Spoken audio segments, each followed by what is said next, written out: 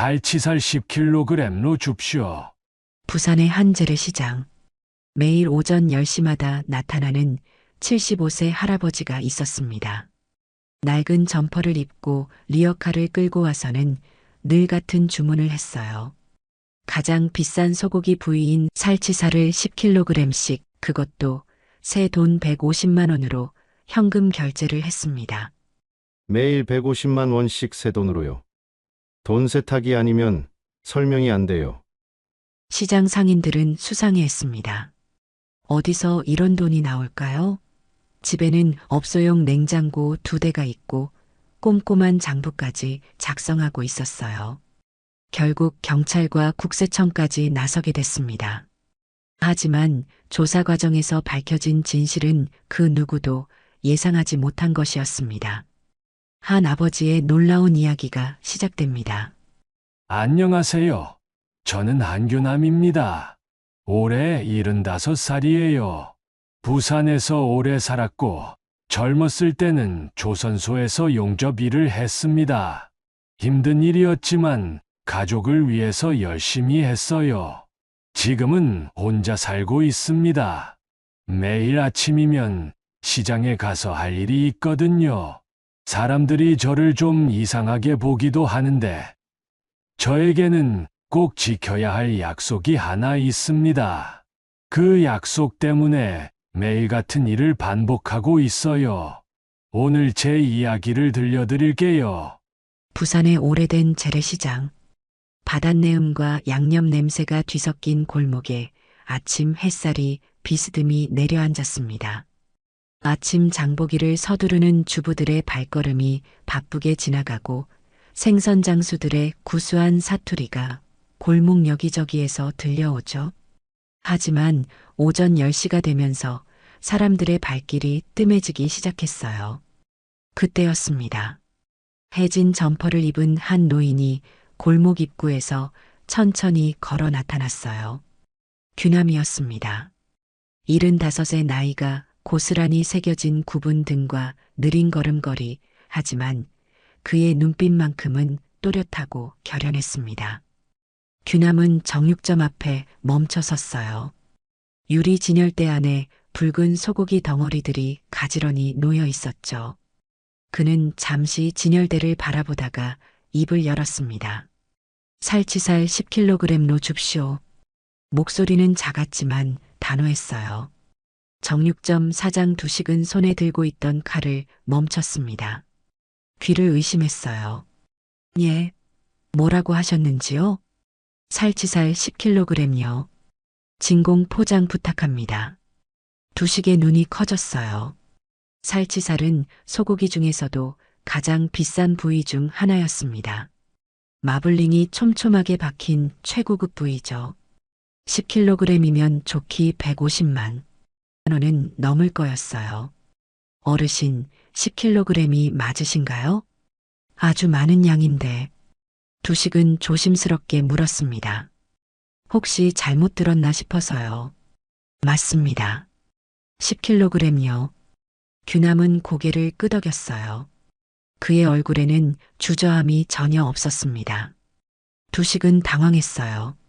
이런 주문은 처음이었죠. 보통 가정에서는 500g, 많아야 1kg 정도만 사갔어요. 그것도 특별한 날에만요. 하지만 10kg이라니. 어르신, 이게 얼마나 비싼지 아시는지요? 150만 원이 넘습니다. 알고 있어요. 규남의 대답은 간단했습니다. 그는 낡은 가방에서 두꺼운 봉투를 꺼냈어요.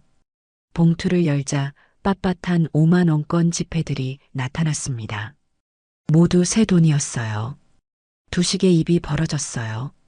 새 돈으로 이렇게 많은 현금을 가져온 걸 본 것도 처음이었죠. 이거, 어디서 이런 돈을. 두식은 중얼거렸지만 곧 입을 다물었어요. 손님의 사생활을 캐묻는 것은 예의가 아니었으니까요. 규남은 조용히 돈을 세기 시작했습니다. 5만 원권을 하나하나 정확히 세어서 150만 원을 만들었어요. 손이 약간 떨렸지만 숫자는 정확했습니다. 여기 있습니다. 규남이 돈을 내밀었어요. 두식은 떨리는 손으로 돈을 받았습니다. 어르신, 이거 정말 많은 양인데 어디에 쓰시려고요? 잔치라도 하시는 건가요? 두식은 궁금해서 견딜 수 없었어요. 혹시 사기라도 당하는 것은 아닌지 걱정도 됐죠. 집에서 쓸 일이요. 규남의 대답은 여전히 간단했습니다. 더 이상 말하려 하지 않았어요. 두식은 할 수 없이 고기를 준비하기 시작했어요. 10kg의 살치살을 꺼내서 정성스럽게 다듬었습니다. 진공 포장지에 나누어 담고 하나하나 정확한 무게로 포장했어요. 포장 작업이 진행되는 동안 규남은 조용히 서서 기다렸습니다. 가끔 시계를 보면서 시간을 확인했어요.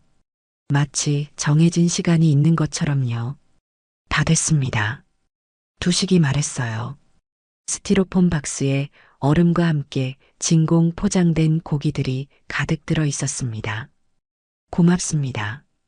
규남은 박스를 받아서 밖에 세워둔 리어카에 실었어요. 오래된 리어카였지만 깔끔하게 관리되어 있었습니다. 어르신, 혹시 내일도 오시는 건가요? 두식이 물었어요. 그럴 겁니다. 규남은 짧게 대답하고는 리어카를 끌고 골목을 빠져나갔습니다. 삐걱거리는 바퀴 소리가 골목에 울려 퍼졌어요. 두식은 멍하니 그 모습을 바라봤습니다. 손에는 아직 새 돈 냄새가 남아 있었어요. 소문은 순식간에 퍼졌습니다. 재래시장에서 비밀이 오래 유지되는 법은 없었어요. 점심시간이 되자 바로 옆 골목의 횟집 사장 병국이 정육점으로 달려왔습니다. 두식아, 방금 무슨 일이 있었다며? 병국의 목소리는 흥미진진했어요. 아, 그게 한 할아버지가 와서 살치살을 10kg이나 사갔어. 10kg? 진짜? 병국의 눈이 둥그러졌어요. 응. 그것도 새 돈으로 150만 원을 현금으로 냈어.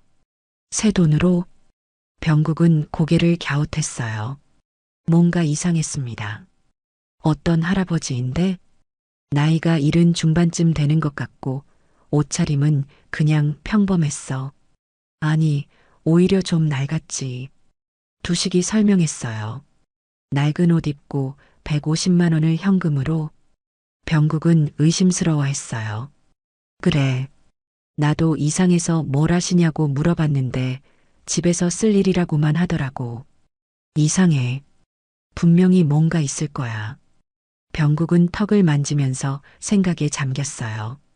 오후가 되자 시장 곳곳에서 이 이야기가 퍼졌습니다. 채소장수 아주머니들도 생선장수 아저씨들도 모두 이 이야기를 했어요. 그 할아버지가 누구야? 어디 사는 사람이래? 150만 원을 현금으로 낸다고? 사람들은 호기심과 의심이 뒤섞인 표정으로 수군거렸습니다. 병국은 다른 상인들과 이야기를 나누면서 점점 확신을 갖게 됐어요. 요즘 시장에 이상한 일들이 많잖아. 돈 세탁이나 그런 거 말이야. 맞아.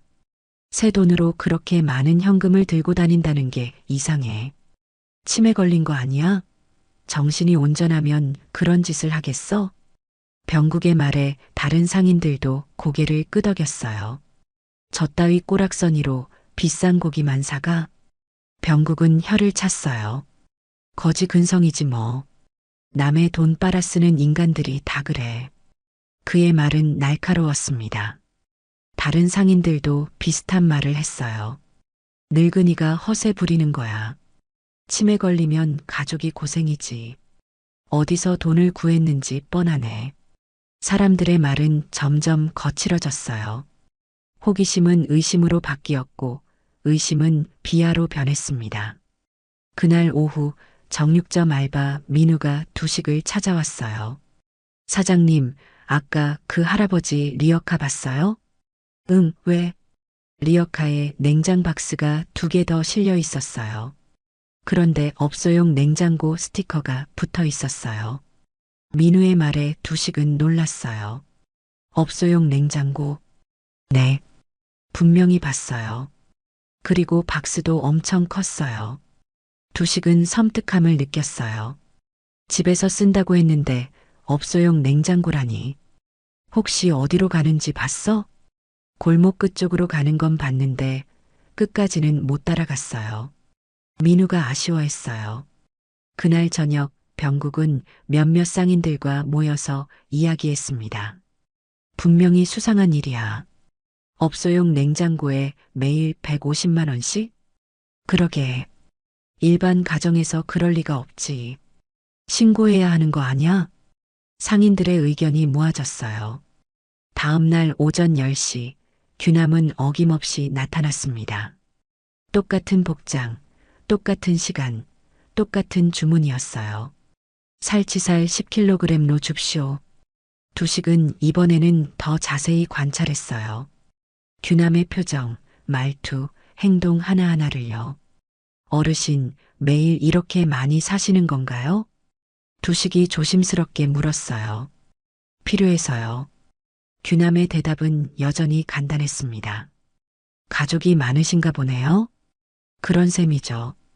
이번에는 좀 더 말을 했어요. 하지만 여전히 구체적이지 않았습니다.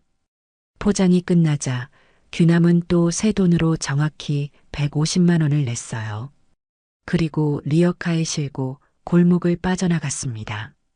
이번에는 민우가 조심스럽게 뒤를 따라갔어요. 규남은 시장에서 몇 블록 떨어진 작은 집으로 들어갔습니다. 마당에는 정말 업소용 냉장고 2대가 놓여 있었어요. 규남은 진공 포장된 고기들을 냉장고에 차곡차곡 넣었습니다. 그리고 작은 공책을 꺼내서 뭔가를 적었어요. 민우는 사진을 몇 장 찍었어요. 증거가 필요할 것 같았거든요. 사장님 확인했어요. 민우가 숨을 헐떡이며 돌아와서 말했어요. 정말 업소용 냉장고가 2대나 있고 공책에 뭔가를 적고 있었어요. 공책에 뭘 적었는데? 멀어서 정확히는 못 봤는데 날짜랑 무게 같은 걸 적는 것 같았어요. 그리고 뭔가 이름 같은 것도 있었어요. 두식은 점점 더 이상해졌어요. 그 이야기는 또 시장에 퍼졌습니다. 이번에는 더 구체적인 증거가 있었어요. 병국은 다른 상인들에게 말했어요. 봐라. 내가 뭐라고 했어? 분명히 수상한 일이라고 했잖아. 업소용 냉장고에 장부까지? 이건 확실히 신고 사안이야. 상인들의 목소리가 높아졌어요. 그런데 우리가 괜히 신고했다가 잘못되면 어떻게 해? 뭐가 잘못돼? 의심스러우면 신고하는 게 맞지. 병국은 단호했어요. 그때 시장 대표 만식이 나타났어요. 무슨 일이에요? 이렇게 모여서? 아, 통장님. 좀 이상한 일이 있어서요. 두식이 상황을 설명했어요. 만식은 듣고 나서 심각한 표정을 지었어요. 그거 정말 수상하네. 일단 더 지켜보자. 며칠 더 그러면 회의를 소집할게. 사흘이 지났어요. 규남은 매일 같은 시간에 와서 같은 주문을 했고 같은 방식으로 돈을 냈습니다. 사람들의 시선은 점점 더 차가워졌어요. 규남이 지나갈 때마다 사람들은 수군거렸습니다. 저 영감 또 왔네. 매일 150만 원씩 뿌리면서 뭘 하는 거래. 분명히 이상한 짓이야. 어떤 사람들은 일부러 들리게 말했어요. 늙은이가 허세 부리네. 치매 걸리면 가족이 고생이지. 어디서 구한 돈인지 뻔하네. 규남은 그런 말들을 들었지만 아무 반응을 보이지 않았어요. 묵묵히 자신의 일을 할 뿐이었습니다. 일주일이 지났어요. 규남은 총 1,050만 원을 썼습니다. 모두 새 돈으로, 모두 현금으로요. 병국은 참을 수 없었어요. 이제 정말 신고해야 해. 일주일 동안 1,000만 원을 넘게 현금으로. 맞아. 이건 분명히 돈 세탁이야. 아니면 사기를 당한 거거나. 상인들의 의견이 모아졌어요. 만식이 회의를 소집했습니다. 자, 다들 모인 것 같으니 시작하자. 이 문제를 어떻게 처리할지 정해야 해. 신고하는 게 맞다고 생각해요. 병국이 먼저 말했어요. 하지만 혹시 우리가 잘못 생각하는 건 아닐까요? 두식은 여전히 망설였어요. 잘못 생각한다고? 일주일 동안 1,000만 원을 현금으로 쓰는 게 정상이야? 병국은 목소리를 높였어요. 그건 그렇지만은 무슨 그렇지만이야.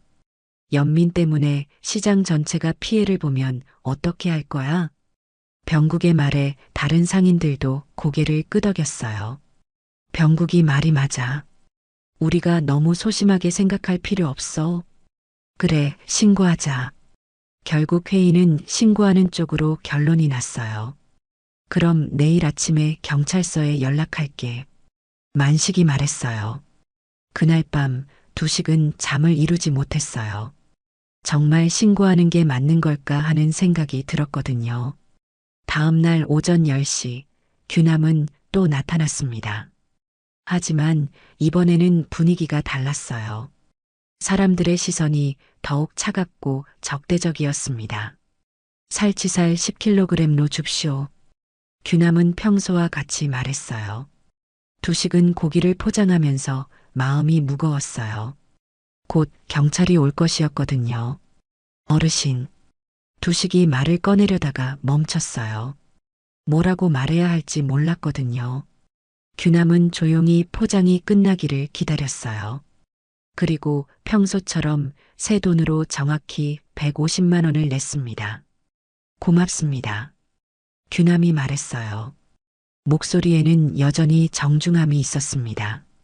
두식은 그 말을 들으면서 가슴이 아팠어요. 자신이 뭔가 잘못하고 있는 것 같은 기분이 들었거든요. 규남은 리어카에 고기를 싣고 골목을 빠져나갔어요. 삐걱거리는 바퀴 소리가 평소보다 더 쓸쓸하게 들렸습니다. 시장 대표 만식은 상인들을 모았습니다. 좁은 사무실에 15명의 상인들이 둘러앉았어요. 공기는 무겁고 긴장감이 감돌았죠. 병국이 제일 앞자리에 앉아 팔짱을 끼고 있었습니다. 자, 다들 아는 얘기지만 다시 한번 정리해보자. 만식이 입을 열었어요. 한 할아버지가 열흘째 매일 살치살 10kg씩 새 돈으로 사간다. 맞지? 맞습니다. 두식이 고개를 끄덕였어요. 하지만 목소리에는 확신이 부족했죠. 병국이 몸을 앞으로 기울였습니다. 매일 150만 원씩 새 돈으로요. 돈 세탁이 아니면 설명이 안 돼요. 그의 목소리는 단호했어요. 다른 상인들도 고개를 끄덕였습니다. 그런데 혹시 단체 납품일 수도 있지 않을까요? 두식이 조심스럽게 말했어요. 어제 보니까 진공 포장도 꼼꼼히 확인하시더라고요. 마치 누군가에게 전달할 것처럼요. 병국은 피식 웃었습니다. 두식이 형, 너무 순진해요. 그런 어설픈 연민은 시장의 독이에요. 그의 말투는 비웃음이 섞여 있었어요. 원가도 못 건지면 우리 다 같이 죽어요. 시장 전체가 수사받으면 어떻게 할 거예요? 병국의 말에 다른 상인들이 웅성거렸습니다. 맞아, 병국이 말이 맞아. 우리가 너무 소심하게 생각할 필요 없어. 의심스러우면 신고하는 게 맞지. 분위기는 점점 신고 쪽으로 기울었어요. 두식은 불안했지만 더 이상 반대하기 어려웠습니다. 그럼 경찰에 조사를 의뢰하는 걸로 정하자. 만식이 결론을 내렸어요. 바로 그때 사무실 문이 거칠게 열렸습니다. 한 남자가 들어왔어요. 얼굴은 울퉁불퉁하고 눈 밑은 시커멓게 멍이 들어 있었습니다. 동만이었어요. 여기 우리 큰아버지 얘기 나오는 거 맞죠? 동만의 목소리는 거칠었습니다. 술 냄새가 났어요. 상인들은 모두 놀라서 그를 바라봤습니다. 누구세요? 만식이 물었어요. 저는 한동만이에요. 그 양반 조카입니다. 동만은 가슴을 펴고 말했어요. 우리 큰아버지가 무슨 짓을 하고 있는지 다 알고 있어요. 순간 시장 사무실이 술렁였습니다. 가족이 직접 나타난 것이었어요. 그 양반 치매예요. 동만이 단언했습니다. 나이 들어서 정신이 온전하지 않아요. 그러니까 그런 이상한 짓을 하는 거예요. 병국이 몸을 앞으로 기울였어요. 그럼 가족으로서 어떻게 하실 생각이세요? 나한테 후견인 맡기세요. 동만이 당당하게 말했습니다. 돈 관리는 제가 할게요. 이런 이상한 짓 못하게 막을 수 있어요. 상인들은 서로 눈을 마주쳤어요. 가족이 나서서 치매라고 하니 의심의 근거가 더욱 확실해 보였습니다. 동만은 더 거칠어졌어요. 젊어서도 돈 못 벌던 사람이에요. 그의 목소리에 경멸이 묻어 있었어요. 용접한다고 떠들더니 산재 핑계로 징징대고 말이에요. 두식의 표정이 굳어졌습니다. 용접은 위험한 일이었어요. 그는 무심코 손등에 작은 화상 자국을 만졌습니다. 지금도 허세해요. 어디서 얻은 돈으로 쇼하는 거지요. 동만의 말끝에 침이 튀었어요. 분노가 섞인 목소리였습니다. 그런 돈으로 시장을 어지럽히면 안 되죠. 여러분한테도 피해잖아요. 병국이 고개를 끄덕였어요. 맞습니다. 우리도 그게 걱정이었어요. 그럼 빨리 처리하세요. 동만이 재촉했습니다. 계좌 동결하고 나한테 후견인 권한 넘기면 깔끔해요. 만식이 잠시 생각하더니 말했어요. 일단 경찰에 신고하는 걸로 정했으니까 그렇게 진행하겠습니다. 좋아요. 제가 직접 경찰서에도 연락할게요. 동만이 만족스러워했어요. 그가 나간 후 사무실 분위기는 완전히 바뀌었습니다. 가족이 직접 치매라고 하네. 그럼 확실한 거 아니야? 빨리 신고해야겠어. 상인들의 목소리에 확신이 실렸어요. 이제 더 이상 망설일 이유가 없어 보였습니다. 두식만이 여전히 불안해했어요. 뭔가 이상했지만 정확히 무엇인지 알 수 없었습니다. 그날 오후 민우가 또 다른 정보를 가지고 왔어요. 사장님, 그 할아버지 집 더 자세히 봤어요. 민우는 흥미진진한 표정이었어요. 장부에 뭔가 더 적혀 있었어요. 뭐가 적혀 있었는데? 두식이 물었습니다. 날짜, 무게, 그리고 도착지요. 민우가 설명했어요. 도착지에 수진 31번 약속 곡이라고 적혀 있었어요. 수진? 두식이 되물었어요. 네. 그리고 숫자도 적혀 있었어요. 아마 나이인 것 같아요. 두식은 그 이름이 마음에 걸렸습니다. 수진. 딸일까요? 손녀일까요? 아마 가족 이름인 것 같아요. 민우가 추측했어요. 그럼 정말 가족을 위해서 사는 건가? 두식이 중얼거렸어요. 하지만 곧 또 다른 소문이 시장을 덮었습니다. 청소년 쉼터에서 고기를 받았다는 말이었어요. 채소장수 순자 아주머니가 병국에게 말했어요. 병국아, 내가 들은 얘긴데 말이야. 순자는 목소리를 낮췄어요. 그 할아버지가 청소년 쉼터에 고기를 갖다 준다고 하더라. 청소년 쉼터? 병국의 눈이 커졌어요. 그럼 진짜 단체 급식인가? 그런데 문제는 말이야. 순자가 주변을 둘러보고는 더 목소리를 낮췄어요. 그 쉼터에서 받은 고기가 정말 안전한지 모른다는 거야. 병국의 표정이 심각해졌어요. 무슨 말이야? 출처를 모르는 고기를 애들한테 먹인다고? 그것도 매일? 순자의 말에 병국도 걱정이 되기 시작했어요. 만약에 문제가 생기면 어떻게 해? 그러게 말이야. 우리 시장에서 나간 고기라고 하면 우리도 책임져야 하는 거 아니야? 순자의 말이 맞았어요. 시장 전체의 신용에 문제가 생길 수 있었습니다. 병국은 다른 상인들에게도 이 이야기를 퍼뜨렸어요. 그 할아버지 때문에 손님이 줄어들고 있어. 병국이 말했어요. 다들 수상한 돈이 도는 시장이라고 해서 단속 들어온다고 하더라고. 정말? 다른 상인들이 놀랐어요. 시장 전체가 위험해질 수 있어. 병국의 말은 불길 같았습니다. 상인들의 불안에 기름을 부었어요. 그럼 우리가 어떻게 해야 하지? 당연히 신고해야지. 더 늦기 전에. 병국은 단호했어요. 그날 저녁 두식은 혼자 정육점에서 정리를 하고 있었습니다. 마음이 무거웠어요. 정말 신고하는 게 맞는 걸까 하는 생각이 계속 들었거든요.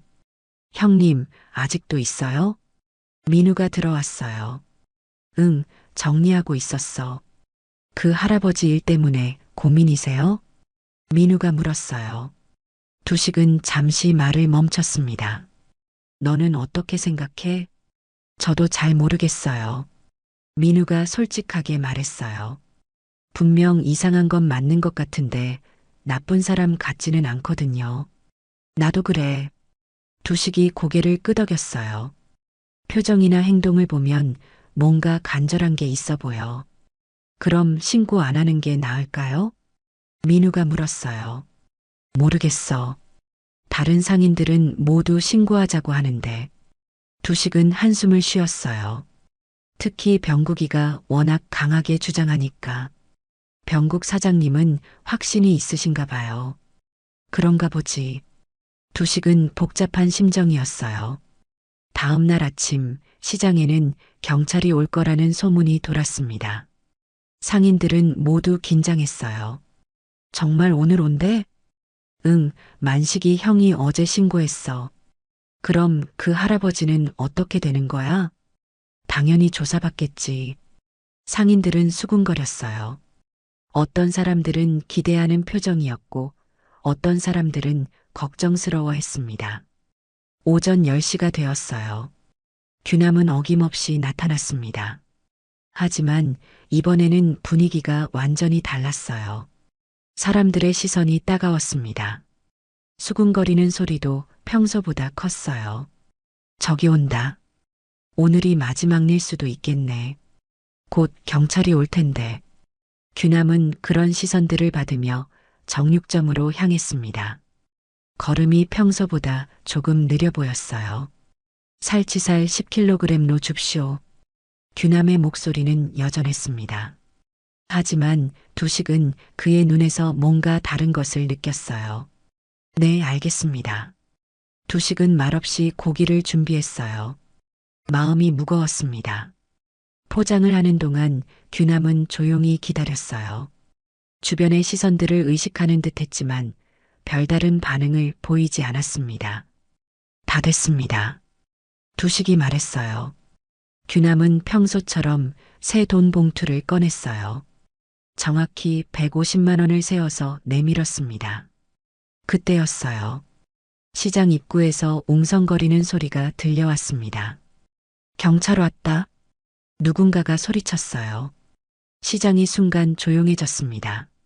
모든 사람들의 시선이 입구를 향했어요. 평복을 입은 경찰관 한 명이 천천히 걸어 들어오고 있었습니다. 준호였어요. 규남도 그 모습을 봤어요. 잠시 멈칫했지만 곧 평정을 되찾았습니다. 고맙습니다. 규남이 고기를 받아서 리어카에 실었어요. 준호는 신문을 펴고 정육점 근처 벤치에 앉았습니다. 마치 그냥 쉬는 것처럼 보였지만 눈은 규남의 모든 행동을 지켜보고 있었어요. 규남은 리어카를 끌고 골목을 빠져나갔습니다. 준호는 신문을 접고 조심스럽게 뒤를 따랐어요. 병국은 만족스러운 표정을 지었어요. 봐요. 내 말이 맞았죠? 그는 다른 상인들에게 말했어요. 경찰도 수상하다고 생각하니까 따라가는 거예요. 다른 상인들도 고개를 끄덕였어요. 두식만이 여전히 불안했어요. 정말 이게 맞는 걸까요? 1시간 후 준호가 돌아왔습니다. 그는 시장 대표 만식을 찾았어요. 조사 결과를 말씀드릴게요. 준호가 말했어요. 상인들이 모여들었습니다. 모두 궁금해했어요. 일단 집에 업소용 냉장고 2대가 있는 것은 사실입니다. 준호의 말에 상인들이 웅성거렸어요. 역시 그랬구나. 뭔가 있었던 거야. 그리고 장부도 있어요. 날짜와 수량, 목적지가 자세히 기록되어 있습니다. 병국이 몸을 앞으로 기울였어요. 목적지가 어디입니까? 여러 곳입니다. 청소년 쉼터, 쪽방촌 급식소, 노숙인 쉼터 등이요. 준호의 말에 상인들이 놀랐어요. 그럼 정말 기부를 하고 있었던 거예요? 두식이 물었어요. 그런 것 같습니다. 하지만 좀 더 조사가 필요해요. 준호가 말했어요. 자금 출처와 정확한 용도를 확인해야 합니다. 병국이 끼어들었어요. 그래도 수상한 건 마찬가지잖아요. 그렇게 많은 현금을 어디서 구한 거예요? 그건 조사해 보겠습니다. 준호가 답했어요. 일단 내일 정식 조사를 시작하겠습니다. 준호가 떠난 후 상인들은 복잡한 심정이었어요. 기부라고 하네. 그럼 좋은 일을 하고 있었던 건가? 하지만 여전히 수상해. 돈이 어디서 났는지 모르잖아. 병국은 여전히 의심스러워했어요. 기부든 뭐든 출처가 불분명한 돈이면 문제가 있는 거예요. 그의 말에 일부 상인들이 동조했어요. 맞아. 깨끗한 돈이어야 기부도 의미가 있지. 내일 조사 결과를 봐야겠어. 만식이 정리했어요. 그날 밤 두식은 계속 생각에 잠겼어요. 기부를 하고 있었다는 말이 마음에 걸렸거든요. 만약 정말 좋은 일을 하고 있었던 거라면 자신들이 잘못 생각했던 건 아닐까요?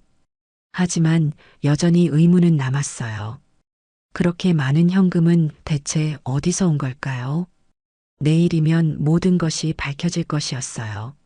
16째 날 오전 10시. 정육점 앞에는 평상복을 입은 준호가 신문을 펴고 앉아 있었습니다.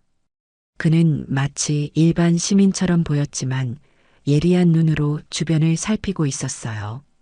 규남은 어김없이 나타났습니다. 낡은 점퍼를 입고 천천히 걸어오는 모습이 평소와 같았어요. 하지만 오늘은 뭔가 달랐죠. 공기가 더 무겁게 느껴졌습니다. 살치살 10kg로 줍쇼. 규남이 평소처럼 말했어요. 목소리는 여전히 차분했습니다. 두식은 긴장한 채로 고기를 준비했어요. 손이 미세하게 떨렸죠. 네, 바로 준비해 드릴게요. 포장 작업이 진행되는 동안 준호는 신문을 읽는 척하면서 규남의 모든 행동을 지켜봤습니다. 돈을 꺼내는 방식, 표정의 변화, 심지어 숨쉬는 패턴까지요. 규남은 익숙한 동작으로 두꺼운 봉투를 꺼냈어요. 빳빳한 5만원권 지폐들이 나타났습니다. 모두 새 돈이었어요. 준호의 눈썹이 살짝 꿈틀했습니다. 이 정도 현금을 새 돈으로 준비한다는 것은 쉬운 일이 아니었거든요. 150만 원입니다. 두식이 말했어요. 규남은 조용히 돈을 세기 시작했습니다. 하나, 둘, 셋. 정확히 30장을 세어서 내밀었어요. 포장이 끝나자 규남은 고기를 리어카에 실었습니다. 삐걱거리는 바퀴 소리가 골목에 울려 퍼졌어요. 준호는 신문을 접고 일어났습니다. 그리고 조심스럽게 규남의 뒤를 다시 한번 따르기 시작했어요. 시장 상인들은 숨을 죽이고 지켜봤습니다. 오늘로써 드디어 정체가 밝혀지겠어. 이제 끝이야. 규남은 시장에서 몇 블록 떨어진 작은 집으로 향했습니다. 준호는 적당한 거리를 유지하면서 뒤따랐어요. 집 마당에 도착하자 규남은 진공 포장된 고기들을 업소용 냉장고에 차곡차곡 넣었습니다. 그리고 작은 공책을 꺼내서 뭔가를 적기 시작했어요. 준호는 모든 것을 지켜봤습니다. 냉장고 2대, 체계적인 보관, 그리고 꼼꼼한 기록 작업까지요. 바로 그때였습니다. 우르르르. 골목 입구에 경찰차가 멈췄어요. 뒤이어 시청 위생과 차량, 국세청 조사관 차량, 그리고 은행 직원 차량이 줄지어 도착했습니다. 규남은 공책을 들고 있던 손을 멈췄어요. 표정에 당황이 스쳤지만 곧 평정을 되찾았습니다. 시장 골목에서 누군가가 대량 현금 거래를 신고했고 가족이 치매 의심이라며 후견 심판을 준비 중이라는 내용이 팩스로 접수됐다는 것이었어요. 사람들이 몰려들기 시작했습니다. 병국도 그 중에 있었어요. 그의 눈에는 확신에 찬 불빛이 켜져 있었습니다. 드디어 온 거네. 병국이 중얼거렸어요. 준호가 앞으로 나왔습니다. 한 어르신, 집 안조사가 필요합니다. 그의 목소리는 공손하지만 단호했어요. 자금 출처와 식품 취급 관련 확인이 필요합니다. 규남은 고개를 끄덕였어요. 그러십시오. 목소리에 떨림은 없었습니다.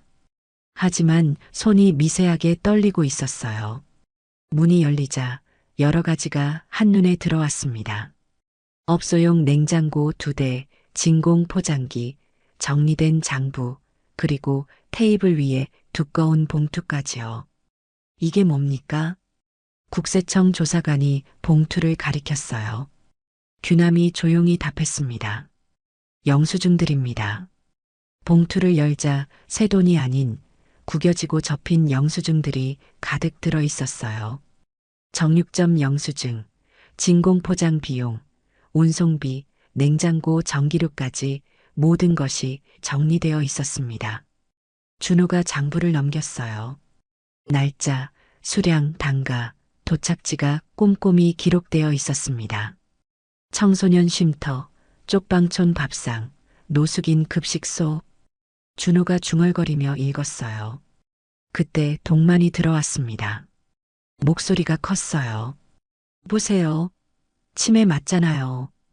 그는 흥분한 채로 말했어요. 냉장고 2대의 진공 포장기에 이게 정상이에요? 동만의 목소리가 골목에 울려 퍼졌습니다. 후견인은 저예요. 계좌 동결하십시오.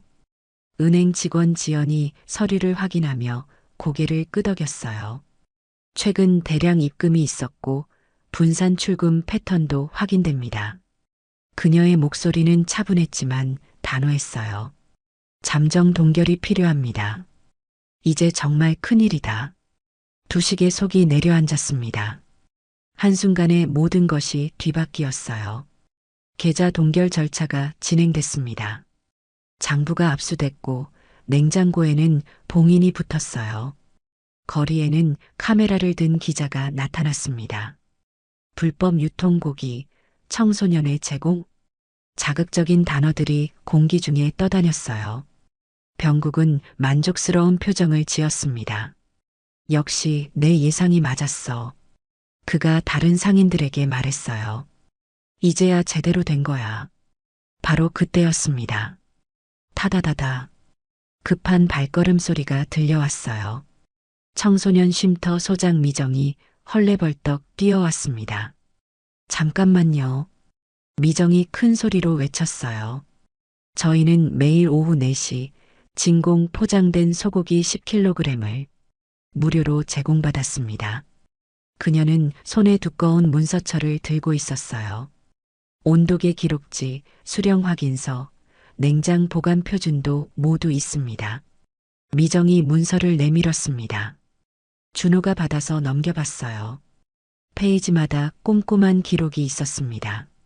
수령 날짜, 포장 무게, 중심 온도, 가열 조리 지침, 배식 대상자 수까지요. 식중독 사례는 단 한 건도 없습니다. 미정의 목소리는 확신에 찬 것이었어요. 안전합니다. 준호가 문서를 자세히 살펴봤습니다. 서명이 줄줄이 붙어 있었어요. 모든 절차가 정확했습니다. 그럼에도 동만은 소리를 질렀어요. 그래도 돈은 어디서 났습니까? 그의 목소리는 거칠었어요. 불법 아니면 있을 수 없는 돈이에요. 은행 직원 지연이 조심스럽게 말했습니다. 6월 10일 거액 28억 7천만 원이 한 번에 입금됐습니다. 모든 사람들이 놀랐어요. 28억이라니. 송금이는 대형 조선사 보상기금입니다. 지연이 계속 설명했어요. 산재와 미지급 수당 공동소송 승소금입니다. 순간 공기가 멈췄습니다. 이후 한 어르신은 하루 150만 원 내외를 현금 인출했고 대부분 진공, 포장 비용과 식재료 값으로 지출했습니다. 지연의 목소리가 조용히 계속됐어요. 세금 신고도 되어 있습니다. 병국의 얼굴이 굳어졌습니다. 예상과 완전히 달랐어요. 두식은 조용히 숨을 들이마셨습니다. 산재 보상금. 그 의미가 무겁게 다가왔어요. 하지만 위기는 끝나지 않았습니다. 국세청 조사관이 말했어요. 기부금 영수증 발급 없이 현금 거래가 많아 탈세 의심도 배제할 수 없습니다. 그의 목소리는 냉정했어요. 임시 봉인은 유지합니다. 시장 골목에 탄식이 퍼졌습니다. 그럼 어떻게 되는 거야? 봉인이 계속 유지되는 건가? 상인들이 불안해했어요. 규남은 조용히 서 있었습니다. 표정에는 체념이 스쳐 지나갔어요.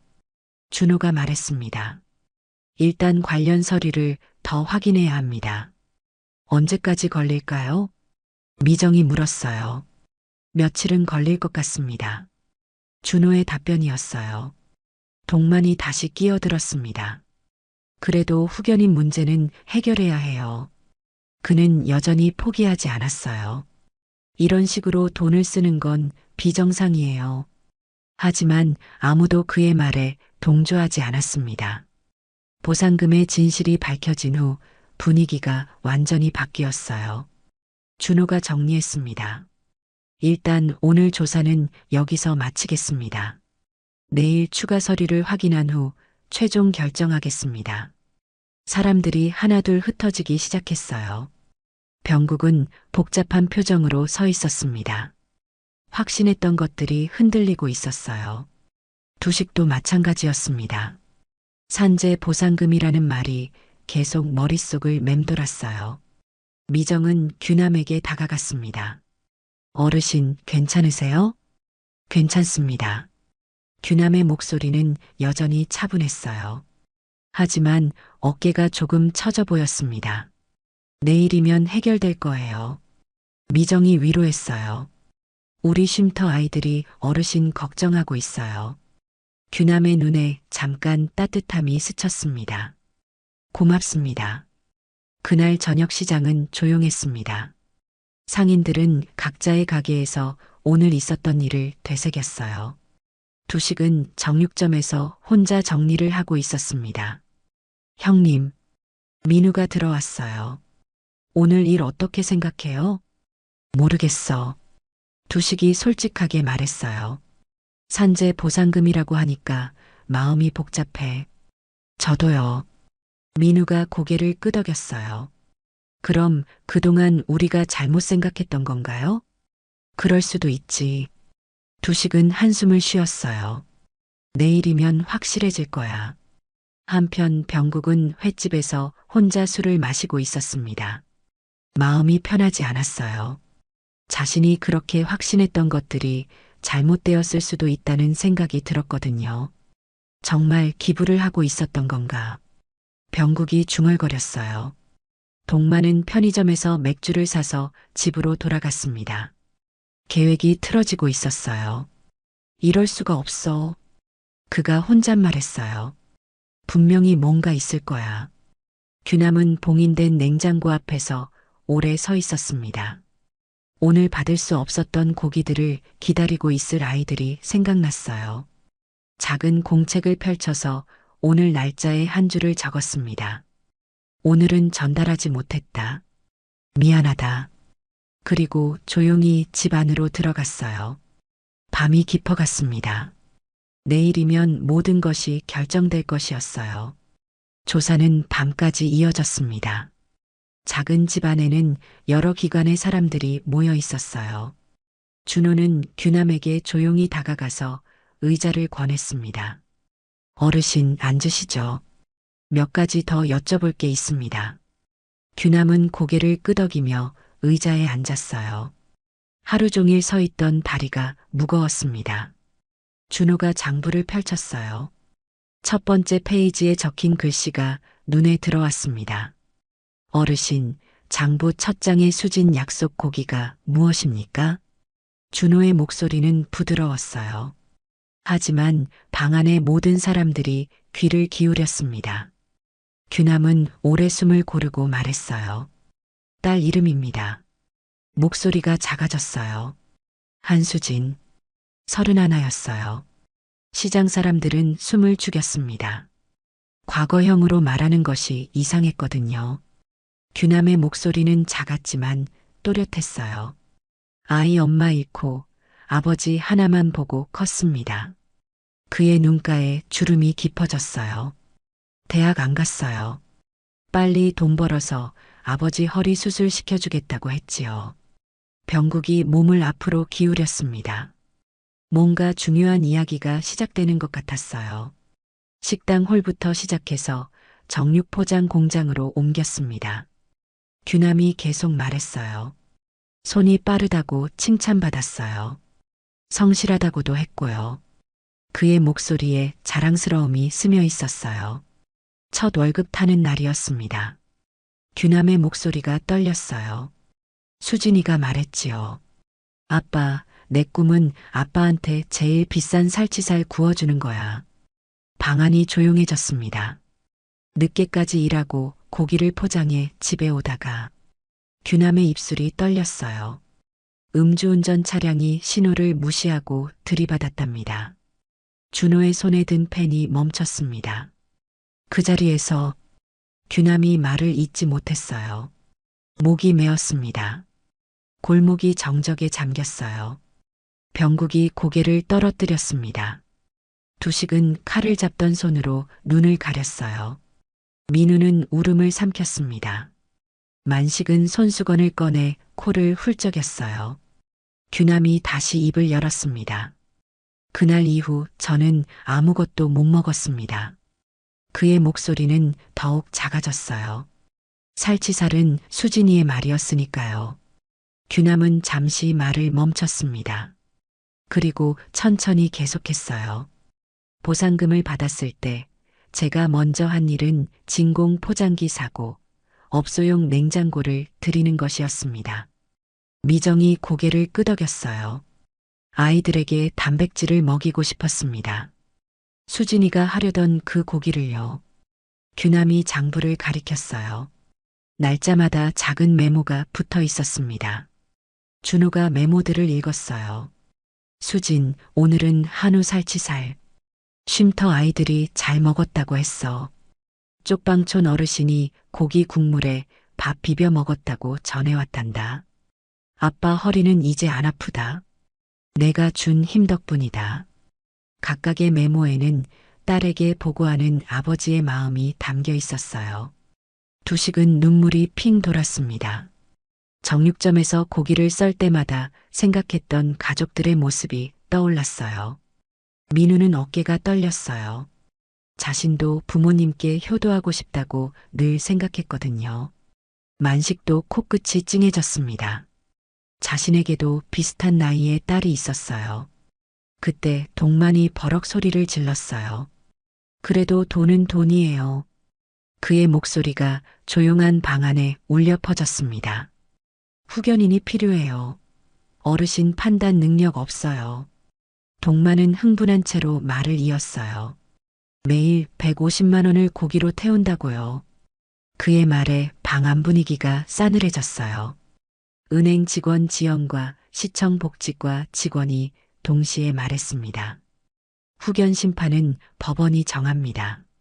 지연이 서류를 넘기며 말했어요. 의사소견서상 한 어르신은 인지기능 정상입니다. 복지과 직원도 덧붙였어요. 정기 건강검진 결과 제출도 완료됐습니다. 현금 지출은 기부와 급식용 식재료로 확인되고 세금과 위생 관련 보안 절차만 갖추면 정상 활동입니다. 동만의 얼굴이 붉어졌어요. 계획이 틀어지고 있었습니다. 바로 그때였어요. 밖에서 급한 소리가 들려왔습니다. 구급차. 누군가가 외쳤어요. 사이렌 소리가 점점 가까워졌습니다. 시장 입구에서 청소년 2명이 복통을 호소한다는 신고였어요. 동만이 벌떡 일어났습니다. 봐요. 쉼터 애들이 고기 먹고 탈난 거 아니에요? 그의 목소리는 흥분에 차 있었어요. 사람들의 눈이 한꺼번에 규남에게 쏠렸습니다. 두 번째 위기가 순식간에 만들어졌어요. 기자의 카메라가 번쩍였습니다. 역시 뭔가 있었던 거야. 불법 고기였나 보네. 애들이 위험해질 뻔했네. 골목에서 수군거리는 소리가 들려왔어요. 미정이 급하게 의료진과 통화했습니다. 네, 알겠습니다. 잠시 후 의사가 전화를 바꿨어요. 미정이 스피커폰을 켜서 모든 사람이 들을 수 있게 했습니다. 밀가루 알레르기 반응입니다. 의사의 목소리가 선명하게 들려왔어요. 아이들이 길거리 튀김을 먹었다고 합니다. 고기와는 전혀 무관합니다. 동만의 얼굴이 굳어졌어요. 환자들도 고기는 괜찮다고 했습니다. 오히려 평소보다 건강하다고 하네요. 의사가 덧붙였어요. 골목에 퍼졌던 독한 말들이 스르르 걷어졌습니다. 병국이 마디 굵은 손으로 머리를 감쌌어요. 낮에 했던 말들이 떠올랐습니다. 거지 근성, 허세, 치매. 자신이 얼마나 함부로 말했는지 깨달았어요. 준호가 정리했습니다. 일단 오늘 조사는 여기서 마치겠습니다. 추가 서류 검토 후 내일 최종 결정하겠습니다. 사람들이 하나둘 자리를 떠나기 시작했어요. 동만은 마지막까지 포기하지 않았습니다. 그래도 이상해요. 이런 식으로 돈 쓰는 게 정상이에요? 하지만 아무도 그의 말에 귀 기울이지 않았어요. 규남은 조용히 자리에 앉아 있었습니다. 오늘 처음으로 딸 이야기를 다른 사람들에게 했어요. 마음이 복잡했습니다. 후련하면서도 아팠어요. 미정이 규남에게 다가왔습니다. 어르신, 오늘 고생 많으셨어요. 아닙니다. 규남이 고개를 저었어요. 수진이 얘기를 할 수 있어서 오히려 다행이었어요. 미정의 눈시울이 붉어졌어요. 우리 쉼터 아이들이 어르신께 정말 감사해하고 있어요. 제가 더 감사하지요. 규남이 미소를 지었어요. 오랜만에 보는 따뜻한 표정이었습니다. 수진이의 꿈을 이어갈 수 있어서요. 그날 밤 시장은 조용했습니다. 하지만 분위기는 완전히 바뀌어 있었어요. 두식은 정육점에서 혼자 남아 생각에 잠겼습니다. 딸을 위한 약속이었구나. 그가 중얼거렸어요. 민우도 복잡한 심정이었어요. 우리가 너무 성급했던 것 같아요. 그러게. 두식이 고개를 끄덕였어요. 사람을 너무 쉽게 판단했어. 병국은 횟집에 혼자 앉아 있었습니다. 술 한 잔을 앞에 두고 생각에 잠겼어요. 자신이 얼마나 매정하게 굴었는지 떠올랐습니다. 저 따위 꼬락서니, 거지 근성, 자신이 했던 말들이 가슴을 찔렀어요. 내가 정말 잘못했구나. 병국이 한숨을 쉬었어요. 동만은 편의점에서 소주를 사서 집으로 돌아갔습니다. 계획이 완전히 틀어졌어요. 이럴 수가 없어. 그가 혼잣말했어요. 분명히 다른 방법이 있을 거야. 하지만 마음 한편으로는 불안했습니다. 오늘 일로 사람들의 시선이 차가워졌거든요. 규남은 봉인된 냉장고 앞에서 오래 서 있었습니다. 내일이면 해결될 거라고 했지만 확신은 없었어요. 작은 공책을 펼쳐서 오늘 날짜에 한 줄을 적었습니다. 수진아, 오늘은 아빠가 너에 대해 이야기했단다. 사람들이 이해해주는 것 같아. 그리고 조용히 덧붙였어요. 내일이면 다시 약속을 지킬 수 있을 거야. 준호는 파출소로 돌아가서 보고서를 작성했습니다. 오늘 본 것들을 정리하니 복잡했어요. 의심할 만한 상황들이 있었지만 결국은 아버지의 사랑이었습니다. 참 복잡한 일이었네. 준호가 중얼거렸어요. 미정은 쉼터로 돌아가서 아이들에게 상황을 설명했습니다. 내일이면 다시 고기를 받을 수 있을 거야. 아이들이 환호했어요. 할아버지는 괜찮으세요?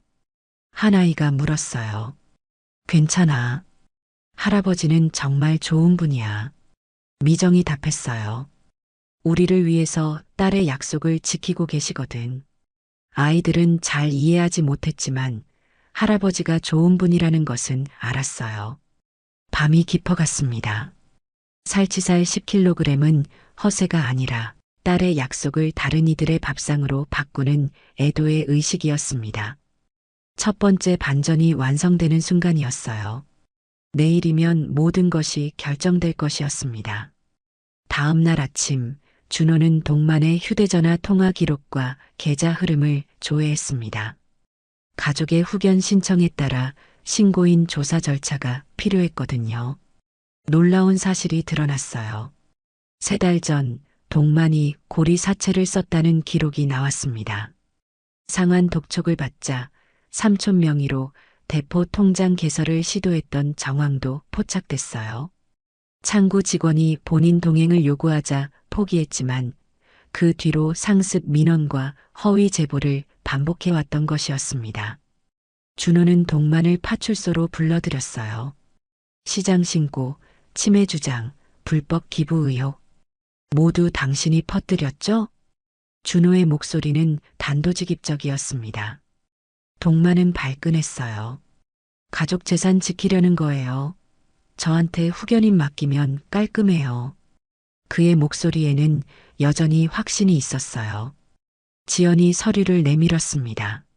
한 어르신은 전자적 금융이 서툴러 현금 출납을 고집했을 뿐 모든 거래 전표가 있습니다. 그녀가 계속 설명했어요. 반면 한동만 씨는 대출 사기 시도가 확인됐습니다. 동만의 얼굴이 붉어졌어요. 그건 다른 문제고요. 다른 문제가 아닙니다. 준호가 차갑게 말했어요. 허위 신고로 공권력을 남용한 혐의가 있습니다. 만식이 파출소에 도착했습니다. 표정이 매우 심각했어요. 내가 시장에 부은 기름이 얼마나 컸는지 알아? 만식의 목소리는 분노로 떨렸어요. 사람을 망가뜨리는 말이 어떤 건지 오늘 배워라. 동만은 밀려났어요. 그는 마지막으로 소리쳤습니다. 늙은이 주제에 멋부리다 망한다.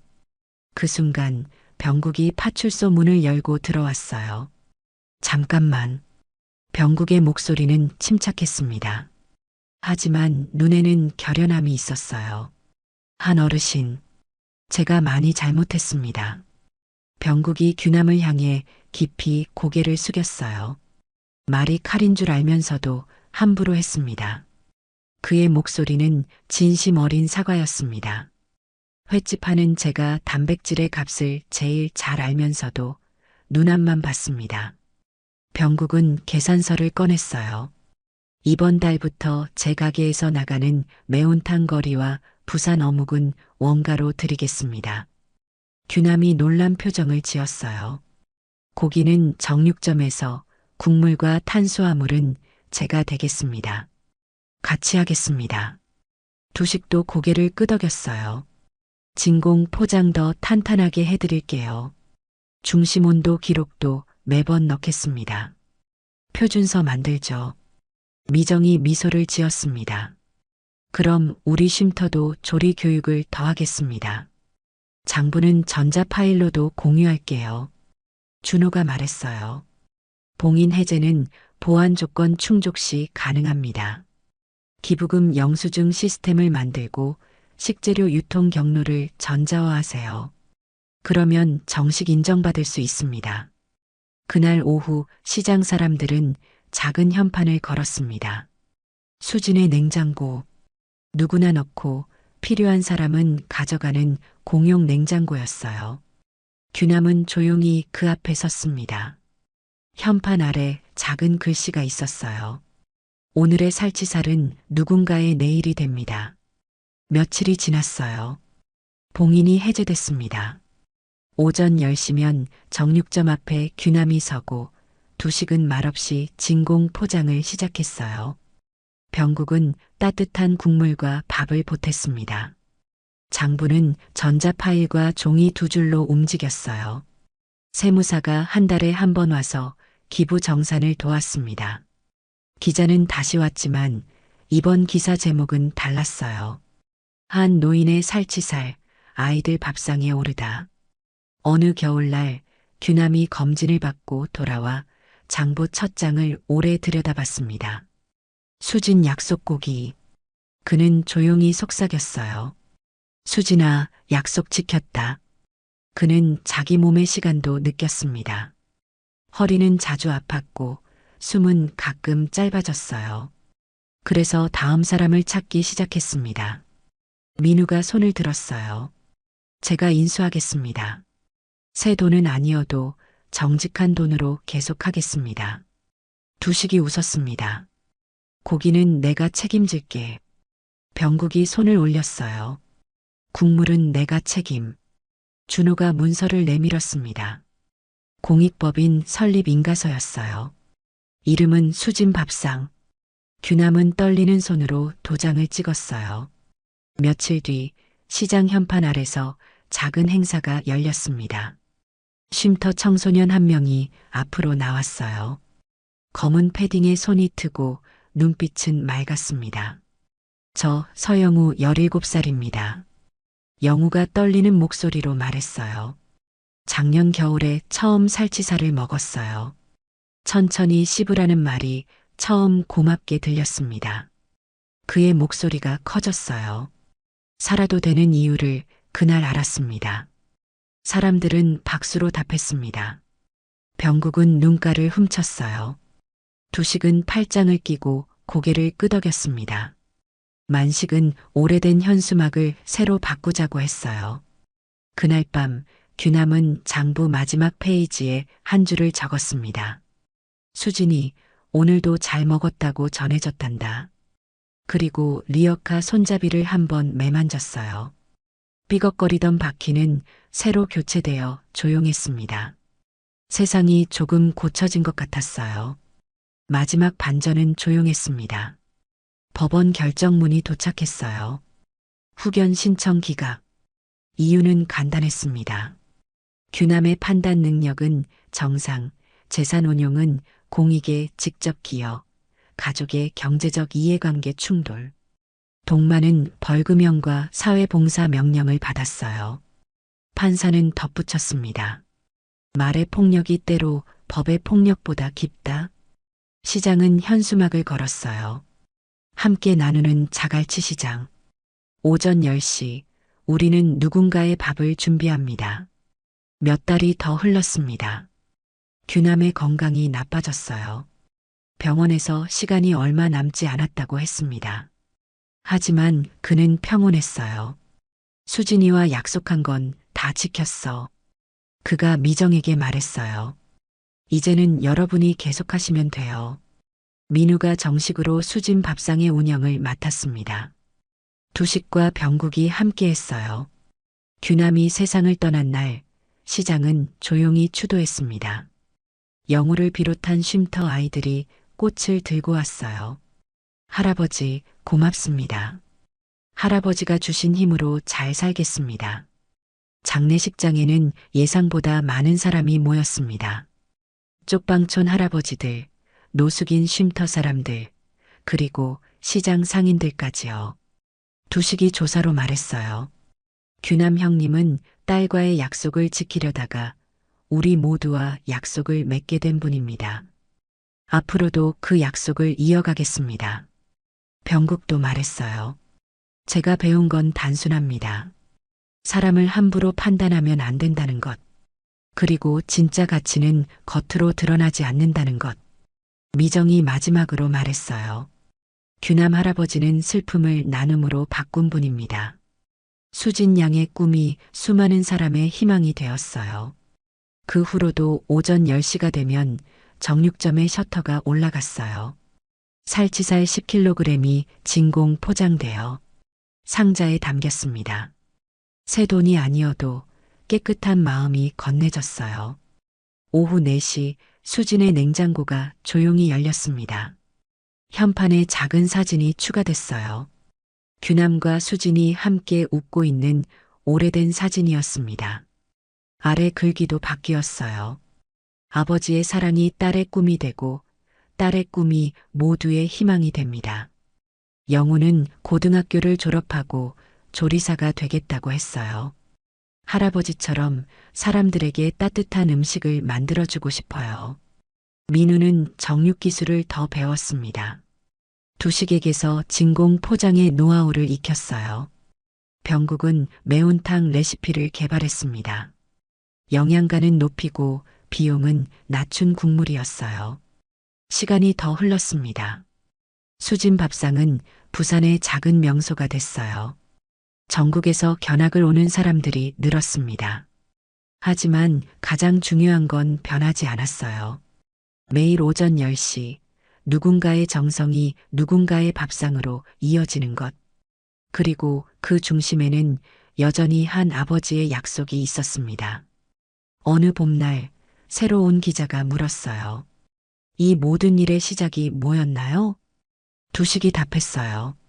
매일 오전 10시 살치살 10kg을 사던 한 할아버지였어요. 처음엔 모두가 수상해했죠. 병국이 덧붙였어요. 하지만 알고 보니 세상에서 가장 아름다운 약속이었어요. 미정이 마지막으로 말했어요. 사랑하는 사람과의 약속은 죽음도 끊을 수 없다는 걸 배웠습니다. 그리고 그런 사랑은 혼자만의 것이 아니라 모든 사람과 나누는 것이라는 것도요. 그날도 오전 10시가 되자 정육점의 셔터가 올라갔습니다. 살치살 10kg이 진공 포장되어 여러 곳으로 향했어요. 수진의 냉장고 앞에는 오늘도 사람들이 모였습니다. 어떤 이는 무언가를 넣고 어떤 이는 필요한 것을 가져갔어요. 현판 위의 사진 속에서 규남과 수진이 여전히 미소 짓고 있었습니다. 오늘의 살치살은 누군가의 내일이 됩니다. 작은 글씨가 햇살에 반짝였어요. 그렇게 매일이 흘렀고 약속은 계속 이어졌습니다. 오늘 이야기는 여기까지입니다. 한 할아버지의 매일 150만 원짜리 살치살 구매가 처음에는 수상한 행동으로 보였지만 실제로는 세상을 떠난 딸과의 약속을 지키려는 아버지의 사랑이었습니다. 우리는 종종 겉모습만 보고 성급하게 판단하곤 하는데 이 이야기는 진정한 이해를 위해서는 시간과 관심이 필요하다는 것을 보여줍니다. 또한 개인의 슬픔이 어떻게 공동체의 희망으로 바뀔 수 있는지, 그리고 진심 어린 사과와 연대가 얼마나 큰 변화를 만들어낼 수 있는지를 깨닫게 됩니다. 결국 사람과 사람 사이의 진정한 소통과 이해야말로 세상을 바꾸는 가장 큰 힘이라는 교훈을 얻을 수 있었습니다. 영상이 마음에 드셨다면 좋아요와 구독 그리고 다른 분들과 함께 이 영상을 공유해 주세요. 그리고 댓글로 여러분은 과연 어떤 선택을 했을지 알려주세요. 당신의 이야기도 기다리고 있습니다.